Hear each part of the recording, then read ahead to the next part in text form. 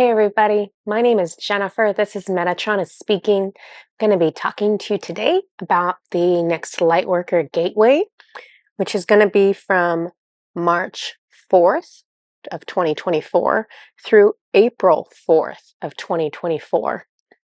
If you are new to this channel, or if you're new to this type of video, if you haven't heard of a Lightworker Gateway before, essentially there is a tear in the veil that surrounds Earth that kind of blocks us from accessing higher dimensional energies. So there's a tear in that veil right now, and approximately every 30 days, there are different benevolent, loving, galactic groups that are sending energies through the tear in this veil, and they're targeting it to light workers on Earth. Light workers is essentially anyone who is awake right now. Anyone who's awake right now has the capacity and probably has also the soul contract to assist Earth and assist humanity with ascending. And that can look a lot of different ways. The most basic foundational version of this is that you've come to spread love. You've come to spread joy. And so that's the most basic feature of being a light worker. The specific manifestation of how that works out is a little bit different for everyone, of course. So this is what a light worker gateway is. Let's see. So I'm going to get into my notes. So I asked Metatron which galactic group was going to be assisting us during this time frame, and he told me that it was going to be the Blue Avians. This is a group that I have no previous channeling with. I had seen one really briefly, and they seemed nice enough, but I didn't really get involved with it at that time. So this time I did. So there's going to be some information on the Blue Avians and then also the actual Lightworker Gateway. So let's see. So my guide, so this individual is actually one of my guides that I don't know who all of my guides are until Metatron kind of puts them into my direct line of sight and I tune into them. It's not like I can constantly see every single thing going on in the spiritual world at all times. That would be insane. I literally have to be mindful and tune into the space around me, and then I can start picking up information. So apparently this is someone who's been my guide, but I just didn't know it. So they gave off male energy. They identified themselves as Hoblob, like their name is Hoblob. But he told me, you can call me Hobie. I call him Hobie apparently. So he told me that. He is from let me make sure I say this right. I want to double check. No, I got this wrong. He's from, good thing I checked, Sheliak, which is one of the Lyran planets. I'm gonna have to write that down. So he's from Sheliak, one of the Lyran planets. And I'm going to tell you a little bit about how he looks, because I don't think most people have seen one. So like the name implies, they essentially look like a cross between a human and a blue bird, or a bird with blue feathers. So their skin is blue. It's like a deep dark kind of blue. It's not, it's kind of like a peacock blue. That's the color they are, like a peacock blue. They have no hair. They have feathers. So they have feathers here, like on their head, and it goes down the back of their neck and it goes down their backs. And then I'll talk about they have feathers like on their arms too. So let's see. Their feathers, so their skin and their feathers are the same color. Their feathers are that peacock blue as well.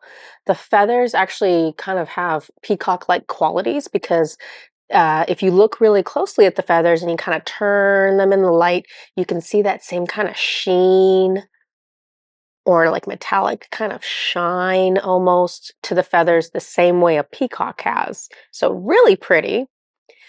They do have hands. The nails on their hands are kind of, they're narrow, they're thick, they curve, and they're pointed. So they're more like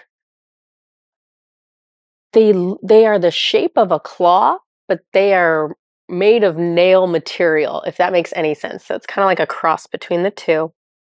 Their eyes look human in the size and the shape and all of that.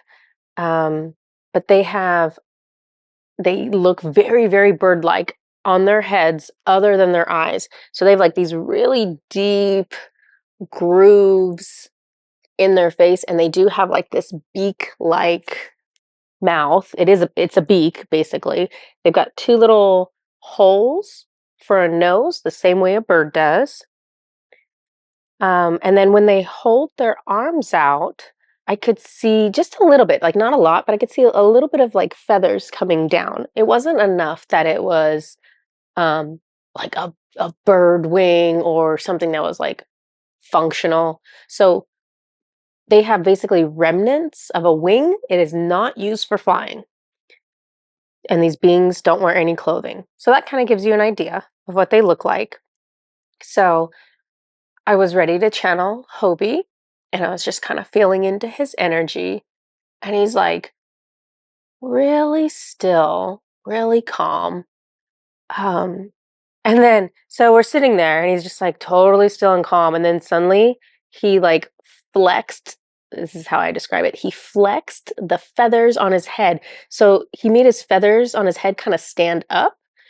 If you've ever seen a cockatoo or like another bird do this, sometimes birds like they'll do that and they'll bring their feathers up and it's like they're being curious. And it's really cute actually. So he did this and he kind of like flared his feathers out and I could feel his energy that he was being silly with me. He was trying to show me his personality.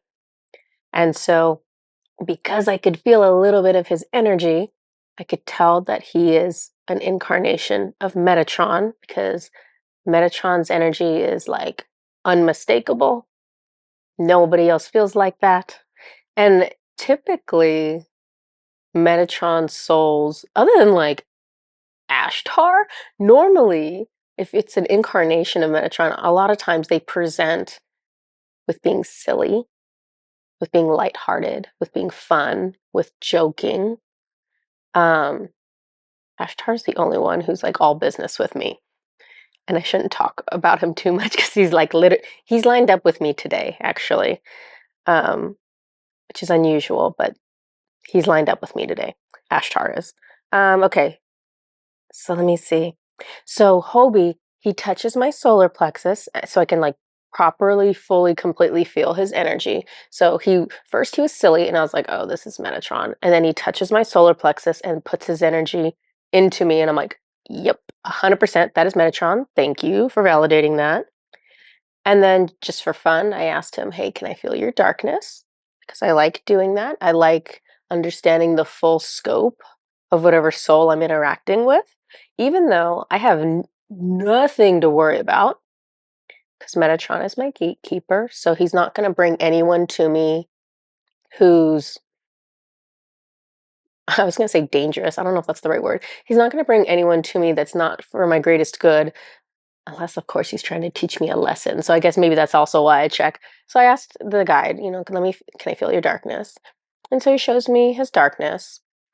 And I'm like feeling into it for a little bit. And I'm like, okay, his darkness was really clean. Like I had had the same experience with another guide recently. I'd felt into one of my guides named Yi. I'd felt into his energy and it was the same thing. There's lots of darkness there. But the quality of the darkness indicates that they had lots of suffering and they had lots of experience with darkness, but that they used it to gain wisdom compassion, and love. And so the darkness doesn't feel like, oh, yucky darkness. It feels like depth. It feels clean. It's really hard to explain. That's the best I can do for explaining energy. So I actually like congratulated him on his energy, which sounds funny, but you have to think about this. We probably do this all the time on the other side because I felt his energy and I was like, "Ooh, like you went through a lot of tough stuff, but you really transmuted this. You really alchemized your difficulties and made it something beautiful." So I like congratulated him. I'm like, "You must have worked hard. You must have had a lot of hard work put in to do this." And so I congratulated him on his energy because he went through all that darkness and his energy still felt good. So that's kind of the reward on the flip side, is that your energy feels amazing to others. So he was like giving me healing for a second in my solar plexus. I saw like a blue light come out of his hand, but it was a really focused light, almost like a laser.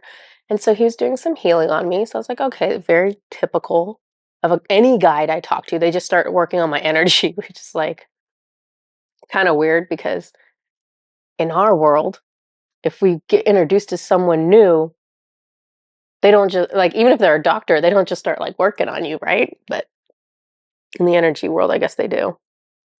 So I asked him what dimension he was from. He said 6D. He spoke telepathically to me. And as soon as I heard him speak, I realized that he was giving off male and female energy now. So I was like, oh. So I asked, are you androgynous? And Hobie says, yes. So then Hobie switches completely into female energy. And she goes palm to palm with me. So we're like this, palm to palm. And she was sending me healing energy through my palms into my heart chakra. And it was really nice. I could feel like this really good glowing energy within me. And in a way, I'm still kind of recovering from like a cold that I had. It's still kind of in my throat a little bit, in my chest. So they were doing healing work for that, which is amazing. So I asked her, I said, can you tell me about your race? Like, let's talk about this group since I don't know anything about them. And Hobie said, we are a gentle and calm group. We value peace. We also like to be playful at times. We are healers with our own brand of healing love. We tap into Christ consciousness or crystalline energies to heal with. This is why it feels so potent. We partner with the crystalline whales to access their energy. They are very similar to us, gentle, calm, and peaceful. Working with the crystalline whale energies enhances these traits in us, and it has enhanced our healing capabilities. We lean heavily into divine feminine energy as a race. And then, so I'm just kind of like asking Hobie questions. I'm like, hey, do you have a high council? And she says yes. And then I asked her, okay, are you part of the council? And she says no. And then she told me that there were 12 elected officials that represent their planet. And then she gives me some background information. So I'm going to share all of this conversation with you guys. Some of you might find it interesting, some of you might not, but I'm going to go ahead and give you this background. It's going to be kind of some galactic history, to be honest. So Hobie says, though Lyrans are all part of one constellation, there is a long history of division amongst our planets. At times, darkness has ruled some of the Lyran planets, and it still rules one of them now. And then she names off 3 other Lyran planets that I know of: Vega, Eridus, and Sulafat. And so she's referencing them and she says, these planets that you know of, we do cooperate with them. We have all survived wars with the cyborgs. We have rebuilt since that time, though it will take much longer to fully rehabilitate the planet. The cyborgs were successful at claiming and maintaining their presence on one of the Lyran planets, and they gave me the name Bautog. They used the planet now to house their laboratories where they develop new technologies. At times, they bring prisoners there from other planets to experiment on. There are no civilians left there, so there are no original members of that planet left. It's basically been, there was like genocide is the word they used. So they killed off everybody who originally had that planet as a home, and they took it over as a place to do work for the darkness. And so I actually saw a flash of myself from another lifetime, and I was inside one of these laboratory buildings, and it was this really long hallway with like endless amount of like doors going to other rooms. And I remember it was like a maze. It was so big that it would take a lot of work to get out of the building, is what I remember. And the energy of the building was very I would describe it almost as like an insane asylum type energy. It was very disturbing energy. So then I was asking, I didn't know why Hobie was showing me all of this. I figured it was going to be useful for later, so I just kind of recorded everything. And then I asked Hobie, I said, can you show me what your planet looks like? And then I'm outdoors and there's like no buildings, it's all nature. There are like small streams running through the landscape. The sun is shining, there's tons of trees. We're like on this cliff, and if you look over the cliff, down below is like this huge, what looks like a rainforest, basically. And then, so they're showing me this like very healthy, beautiful planet, but Hobie had said that they all survived cyborg wars. And so I was like, you were able to rehabilitate and do all this after the war? And Hobie was like, no, this is what the planet looked like before the war. I was just like, oh, seriously? So then I said, what does it look like now? And so they leave me in the same spot, but they change the landscape into the current timeline, and it's brown, it's dirt. The whole thing is dirt, and I can see they've started planting trees. There are all these little tiny like tree saplings all lined up. And he says, we can rehabilitate our planet, but it will take time. And so I'm like looking around and I'm like, this whole place is dirt. You can't grow food here. You can't live here. And so I asked him, I was like, where are you living now? And he showed me starships. So literally their entire race is like living in starships right now while the planet is being rehabilitated. And so Hobie says, it will be a momentous occasion when our home is sustainable and can welcome us back again. And I could tell that this was going to take generations. So they might be on those spaceships for hundreds of years while the planet gets a little footing. And so it's like the ones who eventually get to go back to that planet, by the time that happens, no one in the ship will have ever lived on that planet. They'll all have always lived on a starship, which is nuts. Um, I asked him, her, them. I asked them if I said, can we help? And when I said, can we help? I was referencing the Patreon group that Susan and I have, because that Patreon group is being used to do work for planet Earth, and it's expanding out to the moon, and it'll probably expand out to other planets. And we're doing grid work. We're doing work to support the energies of the grid, or the ley lines surrounding Earth. And that is like the energetic foundation of all that is possible for the planet. So repairing and replenishing the grid it's like repairing and replenishing soil. It's going to allow everything else to happen the way it needs to. So since we're already doing that kind of work, I asked, can we help your planet? And Hobie said, yes, if you want to help, that will make the process easier. And so then I was like just asking him, hey, do you know like what kind of energies you need? And he said, no, but Metatron will. And then I'm going to skip this part. Metatron was talking to me a little bit about it.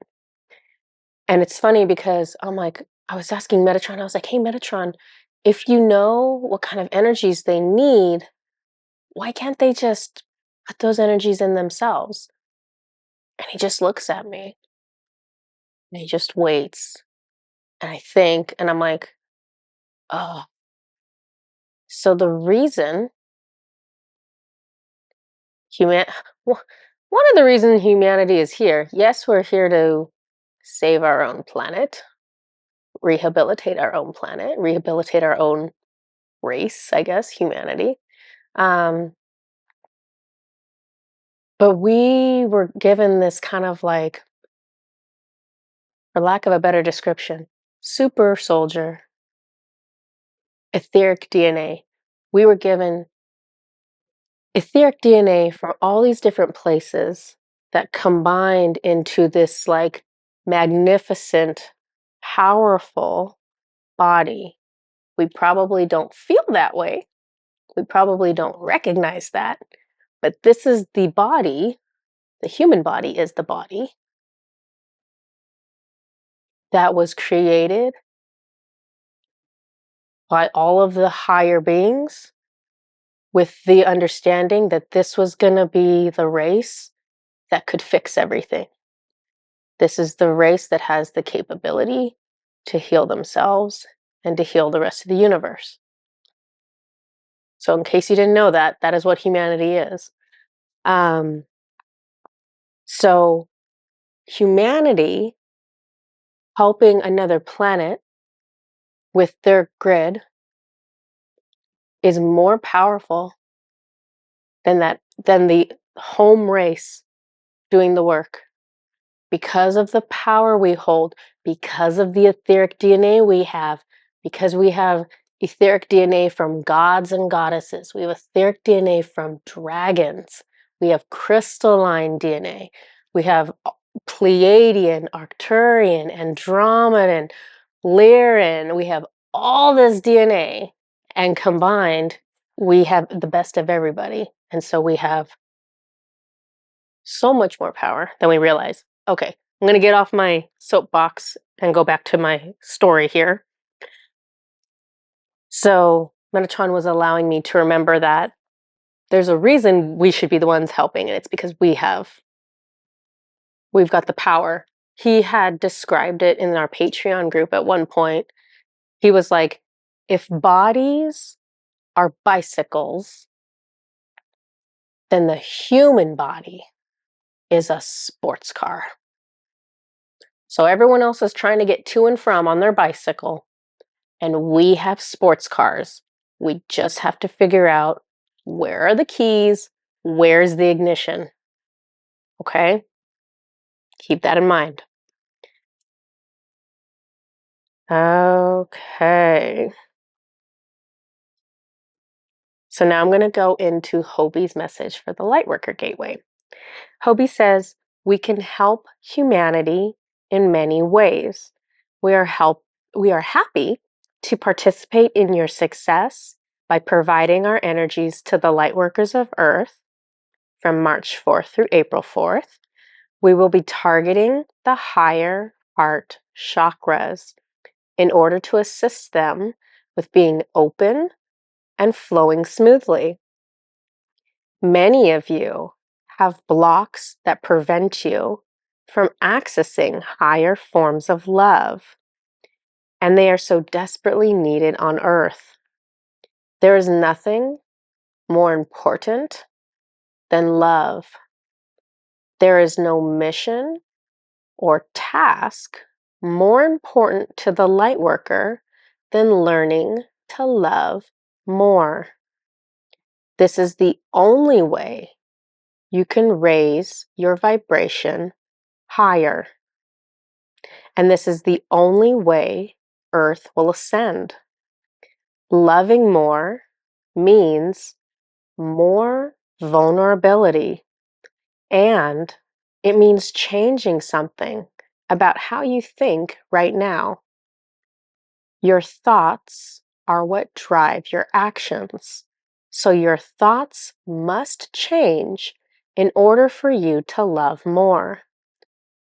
If you do not feel overwhelmed with love for every person and every living thing, then you know what you should be aspiring to.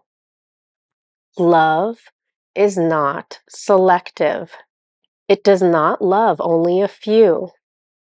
Love, in its highest form, desires to love all because all are worthy. If not everyone feels worthy of your love, then you have found one of the blocks holding you back from the highest version of yourself. I do not mean to imply that this is easily changed. It may take years or lifetimes. Yet, knowing what you should strive for will help you reach that goal. We are gentle beings, and so we send to you gentle and loving energies. Energies of compassion, energies of peace, energies of healing that we hope will help you open up more to the magnificent possibilities of your soul. Each of you deserves compassion, gentleness, peace, and healing. Each of you is worthy of all the love in creation, and you are welcome to all of these things. We support your journeys with the full understanding of the remarkable lifetimes you have embarked upon. The work you have chosen to participate in takes courage and tenacity and an overwhelming love for others. You chose to come to Earth because you wanted to help others and because you knew that you could help others. Nothing that you aspire to in this lifetime is out of your grasp. Every possibility is open to you, for you have the support of so many other beings across the galaxies. There is darkness in your world, certainly, but there are many more Lightworkers present on Earth now than there are those who would wish you harm. Lightworkers outnumber the darkness 10 to 1. Perhaps knowing that will make you feel a little bolder. We wish for each of you immense peace and healing. May you feel the love and support that is encouraging you from across the universe, now and always. That is the end of the message. I'm going to be showing you a crystal grid that Hobie and I put together, and this is going to be assisting you with integrating the energies that are being sent from the Blue Avians to help support the higher heart chakras. So let's take a look. Here's the crystal grid that Hobie and I put together for everybody. So you'll notice there's a lot of pink on here. So a soft pink color is how I see the higher heart chakra. So that's what's been included on here. Um, the pink opal sphere. I have chips of rose quartz, kunzite, and I want to say like watermelon quartz, which would be like a artificial coloring on quartz. These are rhodonites, these little roses. We have pink amethyst from Argentina. I also have these are little tiny quartzes. They actually look a whole lot like Herkimer's, Herkimer quartz, or Herkimer diamonds, but they're actually little tiny double terminated quartzes from Tibet. So anytime you get a crystal from the Himalayas or from Tibet, it's a really high vibration. So these are really potent for being so tiny. Um, this is a pink. I have to think about this. Pink. This is from the Himalayas. This is a Himalayan pink quartz, is what this is. So I've brought that in again for that light soft pink color, but the really high vibration. You'll notice I have some blue on this grid. So we have the pink for the higher heart chakra. The blue, this exact color of blue, is actually really similar to the color of the um the blue avian's feathers and their skin. This is a pretty close match, to be honest. So these are azurites. They're called like blueberries. I forget, maybe these two aren't the ones that go together actually, but it's originally like a little geode that you crack open. But at any rate, so these are azurites, and this is kyanite, blue kyanite. So those two have been brought in to incorporate the color of the blue avians. And the reason we're doing that, I didn't realize it at first, but the reason they had me bring in that blue color that corresponds to the blue avian color is because they have their own type of healing, and the specific kind of energy that they are sending to us incorporates their energy signature, which includes this really special kind of healing. So it's going to be their healing along with um, just the energy of healing the upper heart chakra. So I have two Amanda Ellis sprays, and actually originally Metatron only asked for the Sanat Kumara Love and Light activation one, which surprised me because there's a lot of other sprays he could have chosen. And then I was like, hey, don't you want her higher heart chakra one? So this is called Jade Higher Heart Chakra. So to Amanda Ellis, the higher heart chakra is this jade color. Again, I see it more as like a soft pink color. Doesn't really matter. We can all have different opinions on it, and it doesn't hurt a thing. Intention is going to kind of win out over everything. So intention and working with our guides. So whether I'm incorrect or whether she's incorrect or whether both of us are incorrect, it's not going to harm anybody. So let me spray this one first. So this is just going to tune into the higher heart chakra, and I want you to take some deep breaths with this grid, because what we're trying to do right now is, if your higher heart chakra is not open, then we're trying to open it. And if your higher heart chakra is open, we're trying to make sure that there's good flow, good movement, that there's not any blocks in there. So this is going to help open you up. So let's go ahead and take some deep breaths. And I'm going to spray this.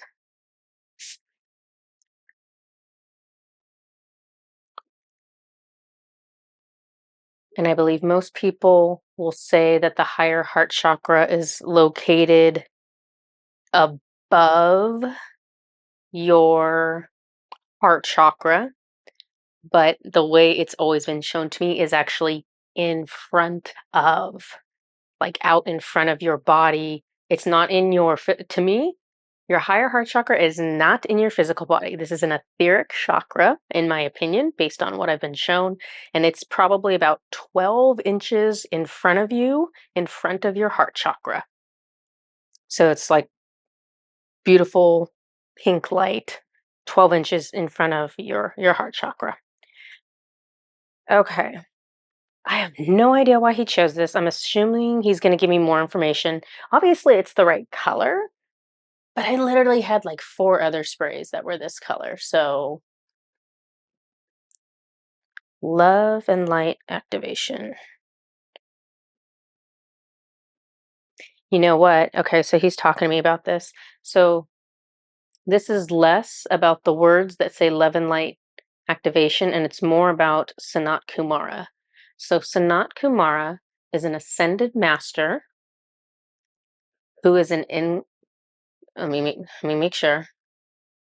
Thank you. Okay, Sanat Kumara is an incarnation of Yeshua.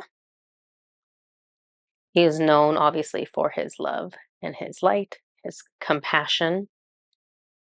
So, the way that Sanat Kumara loved is kind of what we are aspiring to. Sanat Kumara loved from the higher heart chakra, not just the heart chakra, which is like the 3D physical body version. He loved a higher dimensional way. And so let's go ahead and spray this and take some deep breaths. This one smells amazing. I would literally take a bath in this if there was enough of it. It smells amazing.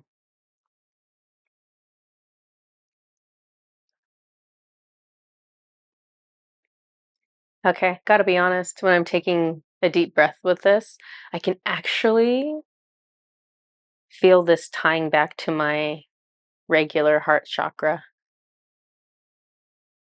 Okay, so the way your higher heart chakra works, the way that all of your higher chakras work. So if you think of like, trying to think of the ones I know, higher heart, I know there's a higher throat, I know there's a higher solar plexus. I think those are the only ones I know of right now. So all of your higher chakras, higher dimensional chakras, in order to access those, in order to be able to start using those, you have to have the quote lesser chakra. So in this example, you have to have your regular heart chakra functional and healthy in order to gain some access to your higher heart chakra. If you have totally closed off your heart chakra, if you are bitter, if you are resentful, if you are unloving, if you are unkind, and I'm not talking about just, here and there, but if that's really like an energy that you tend to carry with you, then you're not going to be able to access your higher heart chakra because what what are you going to do with it? What are you going to do with a higher heart chakra if you haven't worked out your regular heart chakra yet, right? So what I'm feeling when I did this, so this is trying to link me up with my higher heart chakra, and immediately I could feel that I still have issues to work out in my regular heart chakra. I could feel a little tug in my heart chakra. So that is trauma, or that is a stagnant or repeating behavior, something that I'm refusing to let go of, that's holding me back from accessing more love. And as you heard from Hobie in his message, there's nothing more important to each of us than finding ways to love more. We shouldn't be overly focused on what our missions are, or I don't know, what our jobs are, what planets we come from or whatever. Really, at the end of the day, if we aren't able to come here and evolve a little bit and learn how to genuinely love more, then what's the point, right? Who cares if we're doing these big, amazing missions, but we're stunted in our personal growth? So always place your personal journey first. All of us will always be on a personal journey. None of us are going to get to a point where we're like, all right, I did it. I'm at the end. I don't need to grow anymore. I have no more trauma to get rid of. All of my karma is balanced. None of us are ever going to say that. This is a journey, and there are incremental successes and incremental wins, and we just keep pushing forward with it.